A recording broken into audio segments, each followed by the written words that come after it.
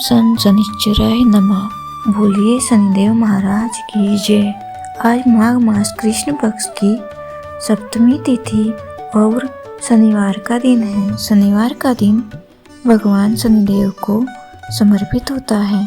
जब जीवन में हर दिशा से अंधेरा घेर ले, जब अपने भी पराये लगने लगे, तब एक ही आशा शेष रहती है, वह है न्याय के देवता भगवान शनिदेव। जो कर्म करता है वही फल पाता है। शनिदेव ना दंड देते हैं ना कृपा करते हैं, वो बस न्याय करते हैं, और जब कृपा करते हैं तो रंग भी राजा बन जाता है।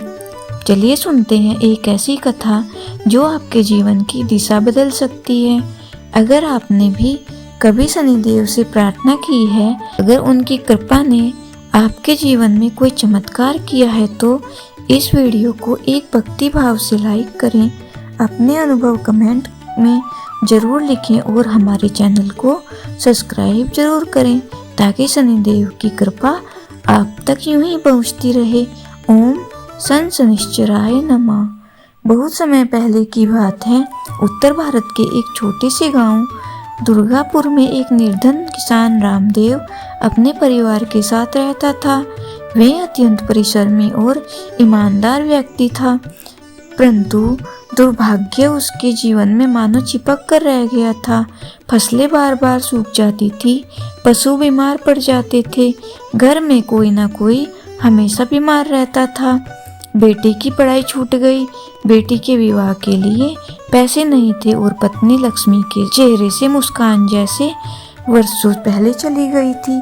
गांव के लोग कहते, यह सब शनि की साढ़े साती का प्रकोप है। रामदीन को यह सुनकर और भय होता। वह मंदिर मस्जिद सब जगह गया, परंतु उसे कहीं भी शांति नहीं मिली। एक दिन गांव में एक वृद्ध संत आए। उनका चेहरा तेज से चमक रहा था। उन्होंने रामदीन से कहा, तुम्हारे जीवन में शनि की परीक्षा चल रही है, परंतु इसका अंत तभी होगा जब तुम श्रद्धा और सेवा से शनिदेव की कृपा अर्जित करोगे। रामदीन ने झुककर पूछा, बाबा क्या मैं भी शनिदेव की कृपा पा सकता हूँ? संत मुस्कुराए। जो सच्चे हृदय से शनि की सेवा करता है, उसका भाग्य भी पलट जाता है। रामदीन ने संत की बातों को जीवन का मार्ग बना लिया। शनिवार को वह काले तिल के तेल से दीपक जलाता, शनि स्त्रोत पढ़ता और गांव के निर्धनों को भोजन कराता। उसे अपने जीवन के दुखों की शिकायत नहीं की, बल्कि उन्हें शनि की परीक्षा समझकर सहन किया। धीरे धीरे उसकी मेहनत रंग लाने लगी, बीमारियां दूर होने लगी, फसलें फिर से लहलाने लगी, पशु स्वस्थ हो गए, बेटी का रिश्ता एक अच्छे घर में तय हो गया, बेटे की शहर में नौकरी मिल गई। गांव के लोग हैरान थे। यह वही रामदीन है जो सबसे दुर्भाग्यशाली माना जाता था। एक शनिवार को रात रामदीन ने एक सपना देखा। एक दिव्य पुरुष काले वस्त्रों में, सर पर मुकुट, हाथ में दंड और वक्र दृष्टि स्वयं भगवान शनिदेव प्रकट हुए। उन्होंने कहा, हे रामदीन, तूने श्रद्धा और सेवा से न केवल अपनी परीक्षा पास की, बल्कि दूसरों के लिए भी उदाहरण बन गया। आज मैं तुझ पर अपनी कृपा दृष्टि डालता हूँ। तेरी संतति 7 पीढ़ियों तक सुखी रहेगी। रामदीन रो पड़ा। उसने कहा, प्रभु आप यदि कृपा करें तो मेरा गांव भी दुखों से मुक्त हो जाए। शनिदेव मुस्कुराए, और जो दूसरों के लिए प्रार्थना करता है वे मेरा और भी प्रिय हो जाता है। रामदीन के जीवन में शनि की कृपा ने एक नई रोशनी जलाई, लेकिन उनकी भक्ति, सच्ची भक्ति और निस्वार्थ सेवा से केवल उनका नहीं बल्कि पूरे दुर्गापुर गांव का भाग्य बदलने लगा। हर शनिवार को अब गांव के लोग एकत्रित होकर शनि मंदिर में दीपक जलाते, तिल और तेल चढ़ाते, शनि चालीसा का पाठ करते और रामदीन के साथ भूखों को भोजन कराते। लोगों में नया विश्वास जागा था, अगर हम भी शुद्ध मन से पूजन करेंगे तो शनिदेव हमें भी संकट से बाहर निकाल सकते हैं। अब रामदीन को लोग शनि बाबा कहकर पुकारने लगे। वे किसी से ऊंचा नहीं बनना चाहते थे, परंतु उसके भीतर ऐसी शांति और तेज आ गया था कि लोग गुरुवत सम्मान देने लगे। गांव के एक बुजुर्ग किसान हरि नारायण ने एक दिन कहा, बाबा मेरे बेटे का व्यापार ठप हो गया है, दुकान में ताला लग गया है, क्या मैं भी शनिदेव से प्रार्थना करूं? रामदीन मुस्कुराया, शनि कोई दंड देने वाले नहीं है, वे कर्मों का फल देने वाले हैं। तुम्हारा बेटा अगर मेहनत और ईमानदारी से फिर शुरुआत करेगा और शनिदेव का सच्चा भक्त बनेगा तो 100% बदलाव आएगा। गांव के पास एक कस्बे में एक धनी व्यापारी था, अर्जुन लाल सेठ। उसका व्यापार अब बहुत अच्छा चलता था और उसमें घमंड और क्रूरता थी कि गरीबों से अधिक ब्याज लेता, मजदूरों से दुर्व्यवहार करता और मंदिरों में कभी चढ़ावा नहीं चढ़ाता। उसने रामदीन की कथा को एक ढोंग मानकर मजाक उड़ाया, पर कहते हैं ना, शनि की दृष्टि कभी भी घमंड को नहीं छोड़ती। एक दिन अर्जुन लाल के गोदाम में भीषण आग लग गई, लाखों का माल जलकर राख हो गया। अगले महीने उसकी बेटी बीमार पड़ गई और डॉक्टर भी हार मान गए। बैंक ने उसकी संपत्ति जब्त कर ली। अब वह टूट चुका था। हार कर वह दुर्गापुर आया, रामदीन के चरणों में गिरकर रोने लगा। बाबा मैं समझ गया कि घमंड से कुछ नहीं होता, मेरी बेटी के प्राण बचा लीजिए, मैं सच्चे मन से शनि की शरण लूंगा। रामदीन ने उसका हाथ पकड़कर उठाया। अर्जुन लाल शनिदेव दयालु हैं, वे कठोर हैं, वह आज्ञाकारी नहीं, अन्यायकारी नहीं। उनकी परीक्षा को समझो, स्वीकार करो और अपने कर्म बदलो। अर्जुन लाल ने उसी दिन से शनिदेव का व्रत रखा, अपने कर्मियों से क्षमा मांगी, सेवा कार्य शुरू किया। 7वें शनिवार को उसकी बेटी चमत्कारिक रूप से स्वस्थ हो गई। डॉक्टर भी हैरान थे। अब वही अर्जुन लाल शनि सेवा समिति का सबसे बड़ा दानदाता बन गया। गांव वालों ने रामदीन की अगुवाई में एक भव्य शनिदेव मंदिर, शनिपीठ बनाने का संकल्प लिया। सबने मिलकर ईंटें ढोई, श्रमदान किया और 1 साल में वहां एक सुंदर मंदिर खड़ा हो गया, जिसमें शनिदेव सिंहासन पर विराजमान थे, हाथ में दंड, काले वस्त्रों में। मंदिर के मुख्य द्वार पर श्लोक लिखा गया, शनि ना किसी को ऊंचा मानते हैं ना नीचा, वे सिर्फ न्याय और कर्म के फल देने वाले हैं। मंदिर स्थापना के 1 महीने बाद रामदीन को फिर एक रात्रि एक स्वप्न आया। स्वप्न में शनिदेव प्रकट हुए, परंतु इस बार वे क्रोधित थे। वे रामदीन, तेरी भक्ति से प्रसन्न हूँ, अब लोग पूजा में भी दिखावा करने लगे हैं, कोई सच में सेवा नहीं कर रहा, यह भक्ति मार्ग को कलंकित करेगा। रामदीन कांप गया, प्रभु मैं सुधार करूंगा। सुबह होते ही उसने गांव को एकत्रित किया। सच्ची भक्ति वही है जिसमें दिखावा ना हो, सेवा हो। शनिदेव को नाम नहीं, नियत चाहिए। अगर हमने घमंड से फिर पूजन किया तो कृपा की जगह दृष्टि आ जाएगी। गांव के लोगों ने वचन दिया, हम केवल सच्चे भाव से पूजा करेंगे। शनिदेव घमंड को कभी स्वीकार नहीं करते। क्रम के अनुसार फल निश्चित है। सच्ची श्रद्धा से हर विपत्ति मिट सकती है। सेवा ही सबसे श्रेष्ठ पूजा है। दुर्गापुर से कुछ दूर एक गांव था, सोनवाड़ी। वहां रहती थी रमा देवी, जिसकी उम्र लगभग 40 वर्ष थी। पति का देहांत बहुत पहले हो चुका था। बेटा सेना में था, बहू उसे त्याग कर मायके चली गई थी। गांव में केवल एक गाय और थोड़ी सी जमीन थी। गांव के लोग उसे अभागिन कहते। उसका अकेलापन, उसके व्रत और पूजा पर भी लोग ताना मारते, किसके लिए पूजा करती है, तेरे पास तो कुछ बचा ही नहीं। पर रमा देवी हर शनिवार को अपने आंगन में काला तिल, सरसों का तेल, जल से शनिदेव की स्तोत्र का जाप करती और गांव के बच्चों को गुड़ चना बांटती। एक बार गांव के सरपंच ने रमा देवी को बुलाकर कहा, तू क्यों हर हफ्ते पूजा का तमाशा करती है? भगवान तुझे सुनते होते तो तेरा हाल ऐसा ना होता। रमा देवी की आंखें नम हो गई। पर उसने शांत भाव से उत्तर दिया, मैं शनिदेव से मांगती नहीं, सिर्फ धन्यवाद कहती हूँ। जो मेरे पास है वह भी उनकी ही कृपा है। उसी वक्त रमा देवी को स्वप्न आया। स्वप्न में एक अंधेरी गुफा थी जहाँ से तेज प्रकाश निकल रहा था। प्रकाश के बीच से शनि महाराज प्रकट हुए। उनकी आंखों से गंभीरता टपक रही थी। उन्होंने कहा, रमा देवी, तू सच्ची भक्त है, तुझ पर मेरी कृपा थी और है और रहेगी। तुझ पर आने वाली संकट की घड़ी में मैं स्वयं खड़ा रहूंगा, विश्वास रख। रमा देवी उठी और उसकी आत्मा जैसे नवीन ऊर्जा से भर गई। कुछ दिन के बाद गांव में डाकुओं का हमला हुआ। वे घर घर जाकर लूटपाट कर रहे थे। रमा देवी का घर सबसे किनारे में था।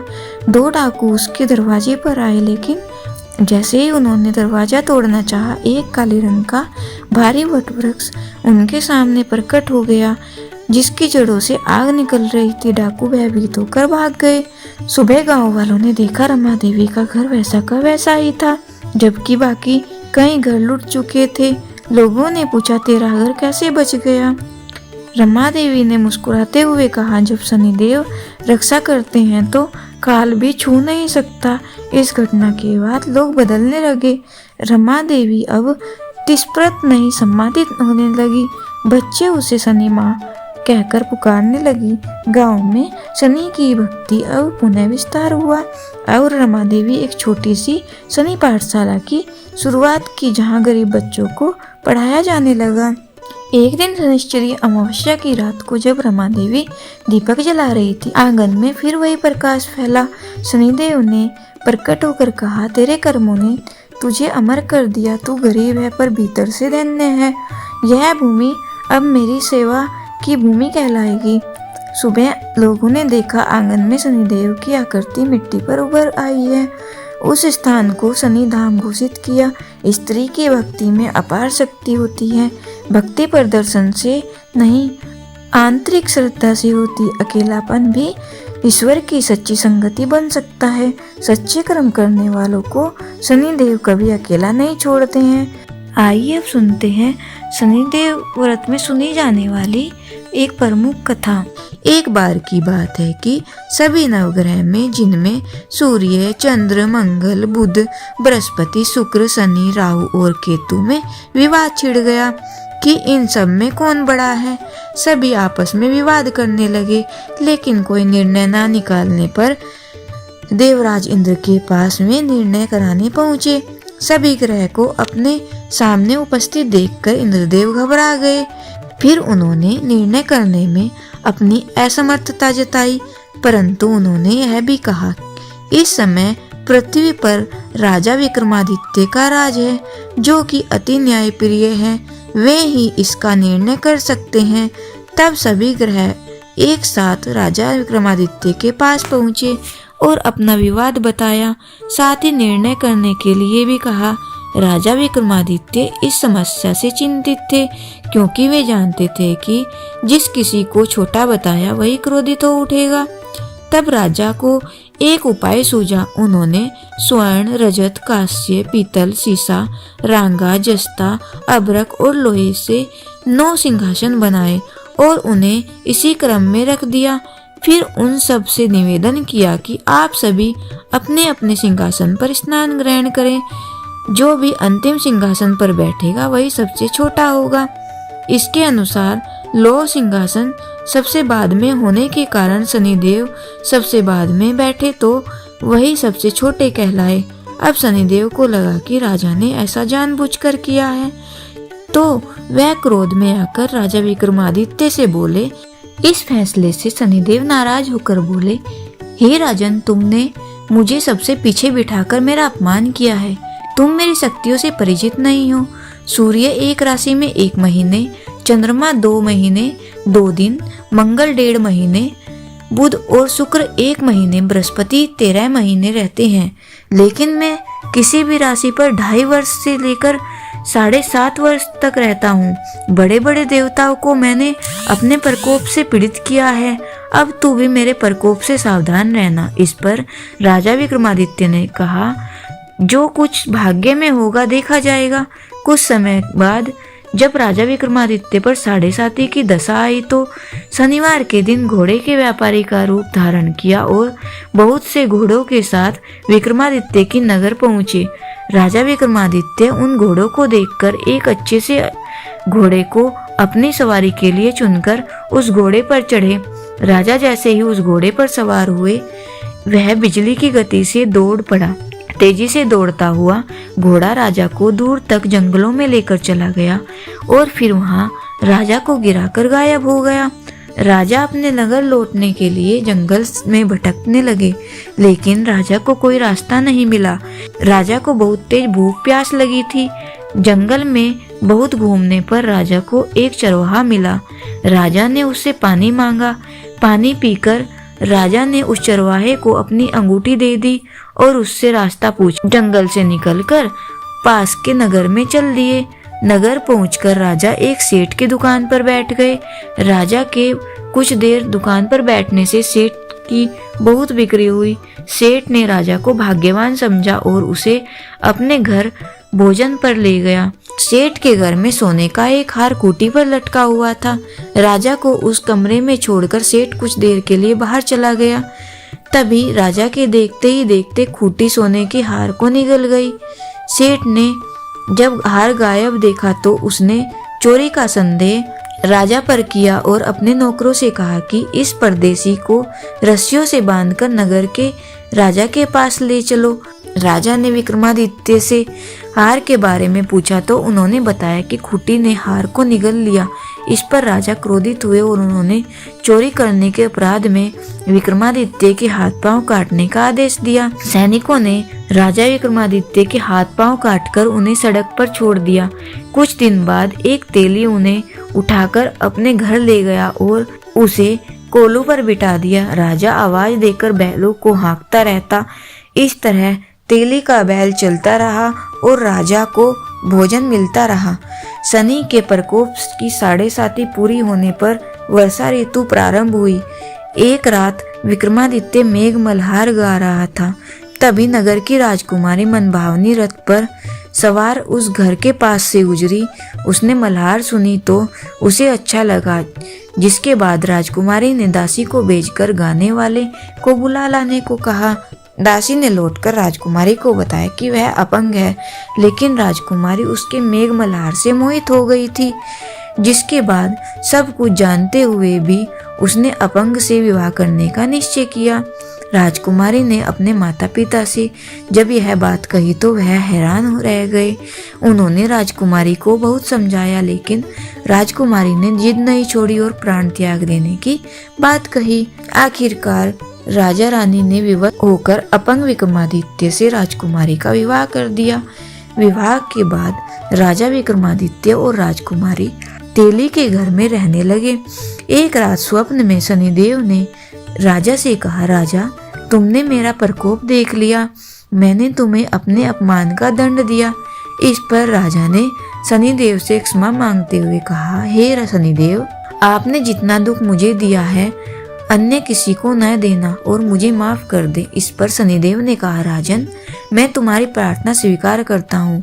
जो कोई स्त्री पुरुष मेरी पूजा करेगा, कथा सुनेगा, जो नित्य ही मेरा ध्यान करेगा, चींटियों को आटा खिलाएगा, वह सभी प्रकार के कष्टों से मुक्त होगा और सब मनोकामनाएं पूर्ण होंगी।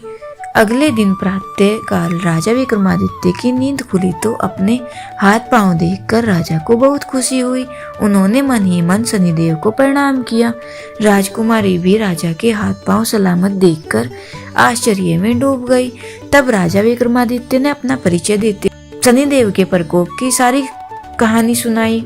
इधर जब सेठ को इस बारे में पता चला तो वह दौड़ता हुआ आया और राजा विक्रमादित्य के चरणों में गिरकर क्षमा मांगने लगा। राजा विक्रमादित्य ने उसे क्षमा कर दिया, क्योंकि वह जानते थे कि यह सब तो शनिदेव के प्रकोप के कारण हुआ था। सेठ राजा विक्रमादित्य को पुनः अपने घर ले गया और उसे भोजन कराया। भोजन करते समय वहां सबके सामने उसी खूंटी ने हार उगल दिया। सेठ ने अपनी बेटी का विवाह राजा के साथ कर दिया और बहुत से स्वर्ण आभूषण धन आदि देकर राजा को विदा किया। राजा विक्रमादित्य राजकुमारी मनभावनी और सेठ की बेटी के साथ अपने नगर वापस पहुंचे और नगरवासियों ने हर्ष के साथ उनका स्वागत किया। अगले दिन राजा विक्रमादित्य ने पूरे राज्य में घोषणा कराई कि शनिदेव सब ग्रहों में सर्वश्रेष्ठ हैं। प्रत्येक स्त्री पुरुष शनिवार को उनका व्रत करें और व्रत कथा अवश्य सुने। प्रिय भक्तों, जिन्होंने भी श्रद्धा से इस कथा को सुना, उन्होंने न केवल शनिदेव की कृपा प्राप्त की बल्कि अपने पापों का भी अक्षय किया। कथा श्रवण का यही संदेश है, जो जैसा कर्म करेगा वैसा फल पाएगा। पर शनिदेव यदि कृपा कर दें तो दुर्भाग्य भी सौभाग्य बन जाएगा। अब आइए हम सब मिलकर शनिदेव से प्रार्थना करें। हे कर्मों के न्यायाधीश शनिदेव, हमारे अच्छे बुरे सभी कर्मों को क्षमा कर हमें सही राह दिखाइए। हमारे जीवन से संकट, दरिद्रता, रोग और शत्रुता को दूर कर धैर्य, विवेक, संयम और सफलता प्रदान कीजिए। शनिदेव की कथा सुनने मात्र से मनुष्य को चंद्र दोष, राहु केतु की बाधाएं और समस्त शनि पीड़ा से मुक्ति मिलती है। इस कथा को सुनते हैं शनिदेव उनके जीवन की नैया पार लगा देते हैं। ओम सन शनिश्चराय नमः का जाप करते हुए कथा को यहीं पूर्ण करते हैं। पर शनिदेव की है भक्ति अनवरत चलती रहे। जय जय श्री शनिदेवाय नमः। जय जय श्री शनिदेव भक्तन हितकारी, सूर्य पुत्र प्रभु छाया महतारी। जय जय श्री शनिदेव भक्तन हितकारी, श्याम अंग वक्र दृष्टि चतुर्भुजाधारी, नीलांबर धार नाथ गज की अस्वारी। जय जय श्री शनिदेव भक्तन हितकारी, क्रीट मुकुट शीस राजित दीपत है लीलारी, मुक्तन की माला गले शोभित बलिहारी। जय जय श्री शनिदेव भक्तन हितकारी, मोदक मिष्टान पान चढ़त है सुपारी, लोहा तिल तेल उड़द महिषी अति प्यारी। जय जय श्री शनिदेव भक्तन हितकारी, देव धनुज ऋषि मुनि सुमिरत नर नारी, विश्वनाथ धरत ध्यान शरण है तुम्हारी। जय जय श्री शनिदेव भक्तन हितकारी। बोलिए शनिदेव भगवान की जय।